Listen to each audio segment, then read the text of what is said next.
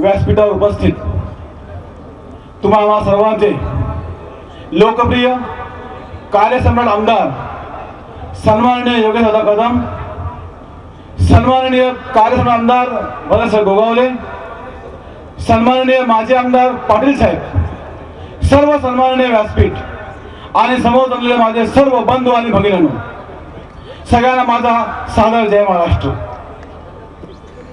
मी इथे का आलो? दापोली, मंडणगड, खेड मुंबईची संपूर्ण कार्यकर्ते, साधारणतः 1000 कार्यकर्ते आज मुंबईतना योगेश दादा यांच्याकडे इथे आलेले आहेत. आणि मला आम्ही इथे का आलो प्रमुख कारण आपल्यासमोर मांडतो की मला माझ्या दापोली, मंडणगड, खेडचा विकास अधिक जलदगतीने बघायचा आहे. आणि गेल्या 30, 35, 40 वर्षामध्ये जो विकास पाहिला नाही तो आम्ही दादांच्या माध्यमातून आमच्या डोळ्यांनी बघतोय आणि तो अधिक कसा चांगला होईल त्याकरता आम्ही इथं आलो आहोत.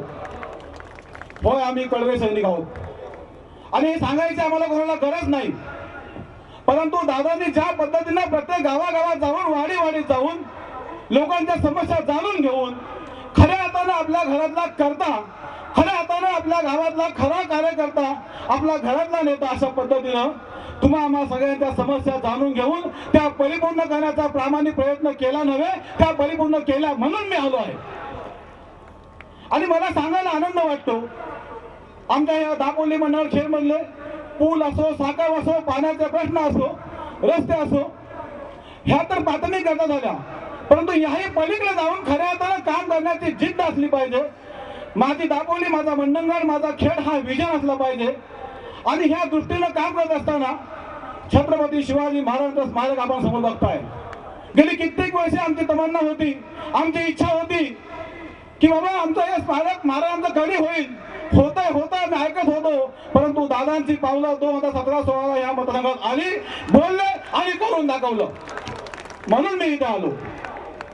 जर मी आज घरी बसलो आणि दादासारख्या आमदाराच्या मागे थांबलो नाही, पाठीमागे खंबीरपणे उभं राहिलो नाही, तर दापोली, मंडणगडच्या विकासाकरता माझा हातभार लागला नाही. आणि असं नाही केलं तर माझ्यासारखा कपाळ करंडा कोण नाही. म्हणून मी आलो.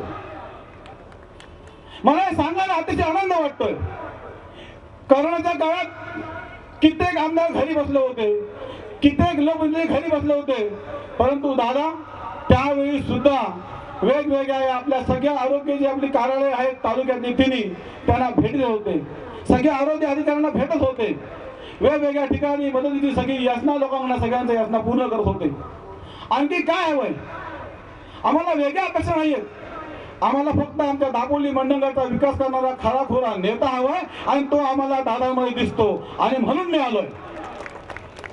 दापोली, मंडणगडचा तरुण घ्या, काही वयस्कर माणसं घ्या, माझ्या महिला भगिनी घ्या, हे सगळ्यांना दादा आपल्या घरातला वाटतो. का वाटतो? ह्याची काहीतरी कारण असतील. आज एवढे ही प्रचंड हा जनसमुदाय आपल्या समोर दिसतोय, हा का दिसतोय, ह्याचीही कारण असतील. आणि मला सांगायला ही अभिमान वाटतं की ही कुठल्याही इतर पक्षाची आणलेली माणसं नाही, ही माझ्या शिवसेनेची माणसं आहेत. ह्याचा मला आनंद आहे. स्वतःहून आलेली माणसं आहे ती, कुणाला सांगायची गरज नाही. दादा हा प्रचंड जनसमुदाय आपल्या समोर सागरासारखा हा दिसतोय. तुम्ही काळजी करायची गरज नाही. किती नेते आले, किती मोठे वक्ते आले, किती वगैरे केल्या, तरी दापोली, मंडणगड, खेडच्या गळ्यातले आपण ताईत आहात, ताईत राहाल. आणि तुम्ही असेच आमदार हवे, पुढे मंत्री व्हाल, याची आम्हाला खात्री आहे. मला आपल्या सगळ्यांना एक सांगण्याची विनंती आहे की आज इथे आम्ही आलो, दादावरती प्रेम आम्ही जाहीर केलं, परंतु इथे थांबायचं नाही. आपण आपल्या गावात गेल्यानंतर, आपल्या वाडीत गेल्यानंतर, आपल्या गावाच्या वस्तीत गेल्यानंतर योगेश दादांच्या माध्यमातून जी कामं पेंडिंग असतील त्या कामांच्या याद्या करा. ती जी कामं होत नसतील ती कामं परिपूर्ण करता तालुका कार्यकारी आमदार आहेत, आपले झेडपी सदस्य आहेत, पंचायत सदस्य आहेत, ह्या सगळ्यांच्या माध्यमातून कामं पूर्ण करून आपण घ्यायचे. कुठल्याही अन्य पक्षाच्या, आता आपली बीजेपी बरोबर युती आहे, पण राष्ट्रवादी असो आणि कुठलेही पक्ष असो, ह्या कुठल्याही पक्षाचे पदाधिकारी आपल्याकडे येतील किंवा आपल्याच घरातले काही लोक आता सांगतात आम्ही निष्ठावान आहोत, ते आपल्याकडे येतील की आम्ही कसे निष्ठावान सांगण्याचा प्रयत्न करतील. तर त्यांना सुद्धा सांगा, बाबा रो तुम्ही होतात कुठे 7 वर्ष, तुमच्या निष्ठा कुठे होत्या हे आम्ही आमच्या डोळ्याने पाहिले आणि त्या निष्ठा सांगण्याची तुम्ही आम्हाला गरज नाही. निष्ठावान तुम्ही की आम्ही आहोत हे आमच्या मतांच्या रूपानं दादांच्या विजयानं विधानसभेला दाखवून देऊ, नव्हे तर येणाऱ्या पंचायत समिती आणि झडपीला सुद्धा दाखवून देऊ.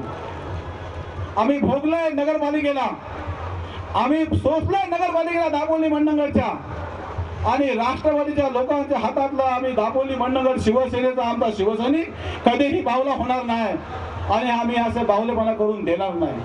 आणि म्हणून माझी दापोली मंडणगड खेळची संपूर्ण मुंबई कार्यकारिणी मी जबाबदारीनं बोलतोय. इथं काही नेते येऊन बोलून गेले, काही पदाधिकारी काल परवा इथं बोलून गेले. आता ह्यांना बोलायला काही शिल्लक नाही म्हणून ते बोलतायत की रामदास कदमांच्या तिकडे जे योगेश कदमाबरोबर काम करतायत, रामदास कदमाबरोबर काम करतात त्या सगळ्यांना पगार मिळतो. मला या सगळ्यांना एक प्रश्न विचारायचा आहे की बाबांनो, तुमच्या वेळेला सुद्धा आम्ही 30 ते 35 वर्ष आम्ही निष्ठेनं काम करतोय. तुम्ही आम्हाला किती पगार दिलात? कधी दिलात का घोटभर चहा? कधी पाजलात का? कधी दिलात का पगार? त्याचा पहिला विचार करा. आणि तुमचे जे कोणते शेले जमाटे बोलतायत ना पगार मिळतो पगार मिळतो, कृपया कार्यकर्त्यांच्या तुम्ही निष्ठेवर कधी शंका घेऊ नका. आम्ही निष्ठावान कार्यकर्ते आहोत, आम्ही होतो, आम्ही आहोत म्हणून तुम्ही आमदार आणि खासदार झालात.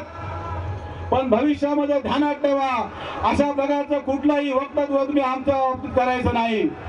मग दापोली मंडणगडचा कुठलाही कार्यकर्ता असेल, तो योगेश दादा बरोबर काम करतो, तो भाई बरोबर काम करत असेल, तो पगारदारी नोकर.